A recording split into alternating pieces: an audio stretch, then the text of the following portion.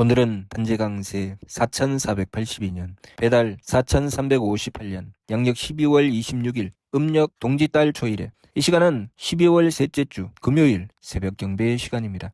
이번 주에 한백음께서 주신 말씀은 한백음께 부탁드리는가? 라는 말씀입니다. 한백음께 부탁드리는 것, 그것은 한편으로는 우리가 도를 닦아 나가는 길입니다.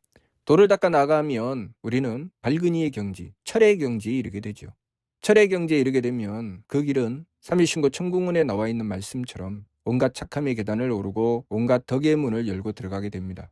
그렇기 때문에 도를 닦으면 닦을수록 우리는 점점 착하여지고 점점 덕스러워지지요. 내가 나를 돌아보면서 내가 착하여지지 않는다면 나는 도를 닦지 않는 것입니다. 내가 나를 돌아보면서 내가 덕스럽지 않다면 나는 도를 닦지 않고 있는 것이죠. 그렇기 때문에 항상 지극히 원도하고 정성들이며 자신을 돌아보고 내가 만일 악하여진다면 뉘우쳐 돌이켜야 합니다. 내가 덕스럽지 않다면 뉘우쳐 돌이켜야 되지요.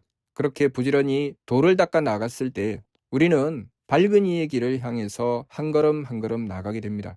그렇게 되면 우리는 하나님의 덕과 하나님의 지혜와 하나님의 힘을 받들 수 있게 됩니다. 하나님의 덕계력을 받들 수 있게 된 것이 밝은이지요. 그래서 점점 밝은 일을 향해 나가면서 하나님의 덕을 받들어서 또 하나님의 지혜를 받들어서 하나님의 힘을 받들어서 그 착함으로써 그 덕으로써 홍익을 할 수 있게 되는 것입니다. 그렇게 행하여 나갈 때 하나님께서는 우리에게 일을 맡기시지요. 다시 말해서 도를 닦고 밝은 이의 길로 나가서 하나님의 덕혜력을 받들 수 있을 만큼 하나님의 덕혜력을 받들게 된 것만큼 일을 주십니다. 명령을 내리시지요. 그러면 그 명령을 받들어 행하여 나갈 때 홍익을 할 수 있게 되는 것입니다. 시사교의 보덕광업하라고 하신 미루 말씀처럼 이 교를 베풀어서 덕을 넓히고 업을 빛내게 되는 것입니다. 점점 하나님의 덕혜력을 받들어 세상에 펼치니 세상이 이화세계가 되어 나가게 되죠. 그래서 홍익인간 이화세계가 되는 것입니다. 밝은 이가 있는 곳은 항상 밝아지니 하나님의 광명이 늘 드리워지게 되고 그것이 배달이 되는 것입니다. 하나님의 광명이 드리운 것. 그래서 그렇게 해서 세워지는 나라가 배달나라지요. 그 과정에서 우리는 정성 들여야 됩니다. 도를 닦는 길도 정성이요. 하나님의 명을 받들어 행하여 나가는 길도 정성입니다. 하나님께서는 여러 가지 변화를 통해서 새로운 길을 열어주십니다. 우리는 한결같은 정성으로 하나님께서 베풀어 주시는 바를 받들게 되지요. 그래서 우리가 한결같은 정성을 드리게 되면 일의 화행, 또 일활성, 한결같은 것을 정성이라고 한다라고 하신 것처럼 그 한결같은 정성을 드리게 되면 때로는 착함을 만날 때도 있고 때로는 악함을 만날 때도 있습니다. 다시 말해서 때로는 복을 만날 때도 있고 때로는 재앙을 만날 때도 있습니다. 또다시 말하면 때로는 내 마음을 악하게 만드는 일을 만날 때도 있고 내 마음을 착하게 만드는 일을 만날 때도 있습니다. 그런데 우리가 그러한 일들을 만났을 때 이 정성을 놓치지 말아야 되죠. 일활성, 한결같은 것을 정성이라고 한다라고 하셨기 때문에 비가 오나 눈이 오나 바람이 부나 그 한결같은 정성을 놓치지 않아서 악한 문제가 다가오든 착한 문제가 다가오든 나의 착함을 지키고 지극한 정성을 놓치지 않았을 때 그 악함이 착함으로 바뀌어 나가게 되고 재앙이 복으로 바뀌어 나가게 되는 것입니다. 마치 요리를 할 때 그 음식을 이리 뒤집고 저리 뒤집으며 알맞은 온도로 구워내는 것처럼 그냥 가만히 내버려 두면 한쪽은 익지 않고 한쪽은 타지요. 그래서 뒤집는 것입니다. 이리저리 뒤집으면 알맞게 구워지게 되지요. 그런 것처럼 하느님께서는 우리의 삶을 이리저리 뒤집으시며 그 알맞음을 이루어내시죠. 그때 불이 한결같이 온도를 유지하지 않으면 그 요리가 정상적으로 되지 않죠. 음식이 제대로 구워지지 않습니다. 우리가 정성을 한결같이 들이지 않으면 하느님께서 바꾸어 놓으실 때 내가 해야 될 일, 내 사명을 감당해내지 못하지요. 그래서 한결같은 정성을 들여야 되는 것입니다. 한결같은 정성을 들이기 위해서 지감조시 금촉의 세법을 힘써 행하는 것이죠. 그래서 지감법을 행하며 내 마음의 문제가 들어왔을 때 감정을 그치고 조식법을 행하며 내 기운에 문제가 들어왔을 때 기운을 가라앉히고 금촉법을 행하며 내 몸에 문제가 들어왔을 때 부딪힘을 금하면서 항상 그 한결같은 정성을 놓치지 않는 것이죠. 그렇게 한결같은 정성을 놓치지 않았을 때 정성은 검소한 것이라는 밀리의 말씀을 알 수 있습니다. 지나치지도 않고 모자라지도 않죠. 마치 가만히 내버려 두면 한쪽은 타고 한쪽은 덜 익는 것처럼 하나는 지나치고 하나는 모자라게 되지만 계속 뒤집으면 지나치지도 않고 모자라지도 않게 되지요. 그 정성을 한결같이 드릴 때 하느님께서는 우리의 환경을 이리 바꾸고 저리 바꾸시며, 또 우리가 상대를 대할 때도 똑같은 일이 벌어질 때 항상 우리는 그 정성을 놓치지 않아야 되며, 나 자신을 늘 들여다보고 내가 돌을 닦고 있는지, 돌을 닦지 않고 있는지를 살펴야 되죠. 나는 지금 착한가? 나는 지금 덕스러운가? 착함의 계단을 오르고 있나? 덕의 문을 열고 있나? 자기 자신을 늘 들여다보아야 됩니다. 그 온도가 일정한가? 늘 살펴야 되지요.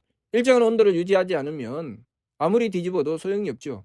우리가 착함을 만나든 악함을 만나든 나의 정성을 놓치지 않고 항상 한백음을 모시고 나에게 다가온 문제를 풀어나가지 않으면, 차가운 것은 계속 차갑고 타는 것은 계속 타서 한결같지 않죠. 어떨 때는 지나치고 어떨 때는 모자라게 됩니다. 왜 그런 일이 벌어지는가? 내 마음에 드는 것은 하고, 마음에 들지 않으면 하지 않고, 내 뜻에 맞으면 하고, 내 뜻에 맞지 않으면 하지 않고, 내 몸에 편하다 싶으면 하고, 내 몸이 힘들면 하지 않고, 이렇게 치우치게 되면 고르게 되지 않죠. 한결같은 정성을 놓치게 되면 결국은 그 결과도 온전해지지 않는 것입니다. 정성은 검소한 것이라고 하신 말씀은 한결같은 정성을 들였을 때 지나치지도 않고 모자라지도 않으며 꼭 맞게 이루어지게 되는 것이죠. 우리가 하느님을 모시게 되면 하느님께서 항상 우리를 그렇게 관리해 주십니다. 그때 우리가 놓치지 말아야 될 것은 한결같은 정성입니다.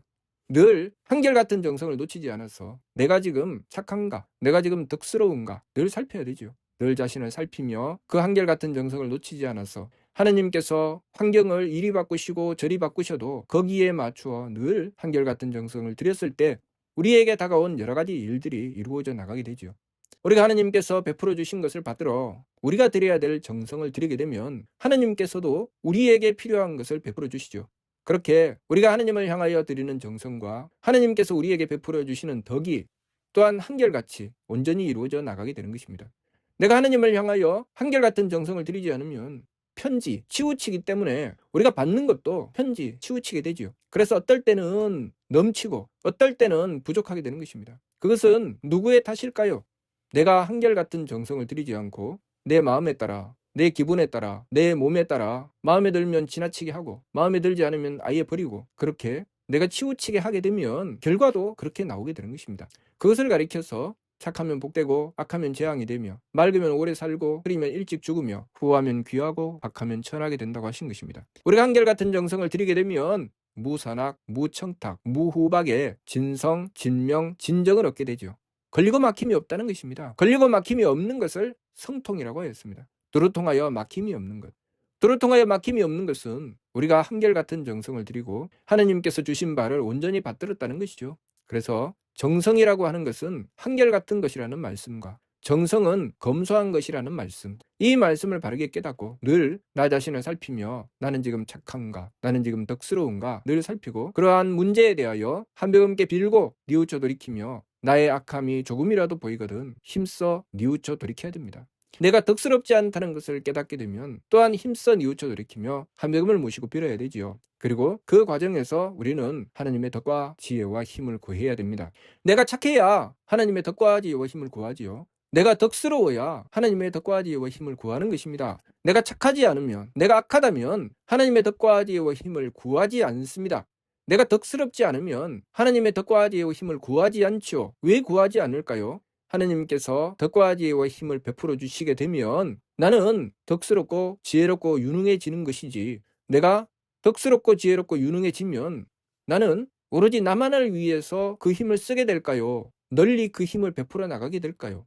나만을 위해서 쓰게 되면 그것은 덕과 지혜와 힘이 아니죠. 널리 그 힘을 베풀어 나가게 되는 것입니다. 내가 하나님의 덕과 지혜와 힘을 받들게 되면 내가 있는 그곳에 항상 배달의 광명이 비치게 되죠. 내가 존재하는 그곳은 항상 밝아지고 항상 복된 세계가 되는 것입니다. 그것은 하나님의 덕혜력을 받들었기 때문이지요. 그런데 내가 이기적인 마음을 가지게 되고 이기적으로 생각하고 행동하게 된다면 그것은 하나님의 덕혜력을 받들지 못한 것이죠.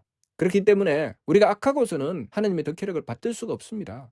우리가 덕을 베풀어 나가는 길이 아니고서는 하나님의 덕혜력을 받들 수가 없지요. 그래서 내가 홍익하는 그 길이 내가 하나님의 덕혜력을 받드는 길이고, 그것으로 하나님의 덕혜력으로 밝혀낸 그 세상, 복되게 이루어진 그 세상에서 내가 살기 때문에 나의 삶이 복되게 되는 것입니다. 그런데 만일 우리가 하나님을 모시고 도를 닦는다고 하면서 다른 사람이야 죽든 살든 나는 모르겠다, 나만 잘 먹고 잘 살겠다라는 생각, 그러한 이기적인 생각을 가지게 된다면 그것으로는 하나님의 덕혜력을 받들 수가 없습니다.